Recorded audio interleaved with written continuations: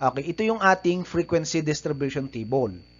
Ano yung kailangan nating i-consider muna? Kailangan alam natin kung ano nga ba yung mga important formulas na gagamitin natin sa ating pagkuha ng mode group data. Okay, ito yung ating mga formula na gagamitin. Dalawang formula sa mode. Formula number 1, X hot or mode equals LRL. Ayan, naipaliwanag ko na. Ang LRL ay lower real limit plus the quantity of D1 or D sub 1 over D sub 1 plus D sub 2 times interval. Ano yung D1? Ito ay difference, mamaya ko ipapaliwanag kung paano makuha iyon. Ang D1 ay difference ng modal class frequency and just below it. Andito naman, above, yung nasa taas, difference ng modal class frequency and above it. Number 2, ito naman ang ating second formula. Meron naman tayong upper real limit minus the quantity of D sub 2 naman yung numerator, nasa taas naman, over D1 plus D2 times interval. Ang formula ng ating mode ay, ng true mode ay thrice the median minus twice the mean. Ibig sabihin, meron na nga tayo nakuhang value ng mean at median, pwede na pala nating makompute ang value ng true mode. Okay, next. Sa crude mode naman, napakadali lang nito. Kasi kung ano yung class mark ng modal class frequency, ay yun na yun ang ating crude mode. Okay, first, dito sa ating frequency distribution table, kailangang alam muna natin kung nasaan yung modal class. Okay, ano ba yung modal class? Frequency. Okay, sa frequency natin makikita yon kung ano yung may pinakamalaki, pinakamataas na value ng frequency. Okay, ito nga yun. Nandito. Ayan, nandito ang ating modal class kasi 13 ang ating pinakamalaking score. Ito yung ating highest frequency. Meaning to say, itong naka-highlight na ito na yung gagamitin nating important value sa pagsusolve, pagko-compute ng mode. Kasi nandito na nga yung ating tinatawag na modal class. Okay, kung mapapansin natin, sa ating formula kanina, sa pagkuha ng mode, hindi na natin kailangan at hindi tayo gagamit ng FCM. Wala tayong nakitang FCM doon, wala ring division, wala ring FD, wala ring CF less than, wala din to. Class boundary kasi ito na nga yung lower limit and upper limit, gagamit tayo niyan, wala rin ang RF. Okay, i-compress na uli natin ang ating frequency distribution table. Take note, tandaan natin yung ating kailangan value ng mean, 31.72. Ayan. At ang ating value ng median ay 29.04. Ayan. Again, pwede nyo panoodin at balikan yung video. Nasa save please lang, magkakasama yan kung paano computein ang mean at saka median. Okay, dito na nga tayo. Nakompress na natin yung ating frequency distribution table. Start na tayo sa pagko-compute ng mode. Ito na nga yung ating formula. Unahin muna natin yung pinakamadali, yung true mode and crude mode. Okay, sa true mode, ang formula natin, true mode equals thrice the median minus twice the mean. Substitute lang natin. Again, ang value ng ating median ay 29.04. Value ng mean, 31.72.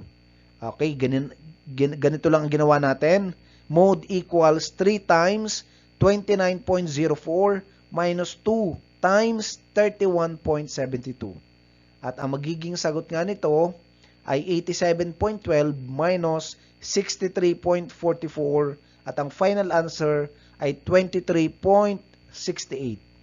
Naka 2 decimal places tayo sa final answer. Crude mode naman. Ang crude mode natin ay yung class mark ng ating modal class, yung may pinakamataas na frequency. Alin dito? Ang ating class mark ito. Yan, 28. Okay? Kasi nandito ang kanyang class mark. Ang sabi, ang crude mode, ito yung class mark ng modal class. Kaya ang sagot, 28. Okay, next. Proceed na tayo sa main target natin, yung mode gamit ang dalawang formula. Isang LRL, D1, at saka isang URL, D2 naman yung nasa numerator. Okay, first, simulan muna natin ang ating first formula. Ayan. Paliwanag lang natin. Okay, bakit 26.5 ang lower real limit? Kasi nandito na ang ating real limits. Ayan. Nasa ating class boundary. Parehas lang po yun ha. Yung tinatawag na real limits at class boundaries, parehas lang yun. Okay. 26.5, ito yung lower. At 29.5, ito yung upper. Since ang kailangan natin ay lower, kaya 26.5 ang ilalagay natin. Plus, the quantity of, ano yung D1? Okay, paano muna nakuha ang D1? Ang D1 ay pupunta tayo sa frequency. Ayan, ang D1, okay, gamit lang ako ng pencil, blue, ang gagamitin ko. Okay, ang D1, ito, 13 minus 7. Ito yung ating D1. Okay, tatandaan ang ating D1 ay modal class frequency minus below it. Yung nasa below it. Pag sinabing below it, yung nasa baba ng ating modal class interval. Ito kasi yung ating modal class interval. Yung nasa baba niya ay 24 to 26, 7. Okay? Kaya 13 minus 7, ang D1 natin ay 6. Next, paano naman kuhanin ang D2? Yung nasa taas naman, 13 minus, gagamit naman ako ng pencil na violet. Okay, 13 minus 3. Okay, 13 minus 3 is 10. Okay, therefore, the value of D1 is 6, while the value of D sub 2 is 10. Okay, substitute na natin. Tuloy lang natin. We have 26.5 plus the quantity of 6 over 6 plus 10 times 3. Okay, ito na nga yung gagawin natin. I-multiply muna natin dito yung 6 times 3, kaya naging 18 yon. Pwede yon. 6 times 3, 18, then 6 plus 10, 10. 16. Okay, 18 over 16, ang sagot dyan ay 26.5 plus 1.125. Okay, be careful tayo sa pagsusolve gamit ang dalawang formula kasi dapat talaga parehas ang sagot. Naka 3 decimal places muna to kasi 5 yung last digit natin sa decimal. Okay, kaya kailangan nating i-3 decimals yon. 27.63 ang final answer. Okay, pag ni-round off natin sa 2 decimal places, ang final answer, ang sagot nga ay 27.63. Punta naman tayo sa pangalawang formula ng mode. Upper real limit minus the quantity of D2 over D1 plus D2 times interval.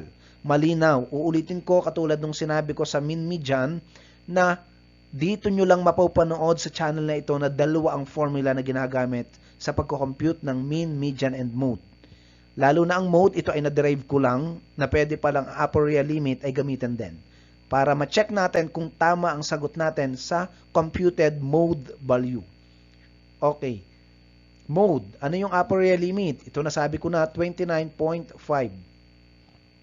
Minus, kasi kanina nag-plus tayo, ngayon naman ay plus. Plus 10 over 16 times 3. Magiging sagot dyan, 29.5 minus 30, kasi minultiply natin ang 10 times 3, 30 over 16. Naging 29.5 minus 1.875, ang final answer dyan ay same, 27.63. Ayan. Ibig sabihin, kapag nagtama silang dalawa, accurate at perfect ang ating ginawang solution and computation.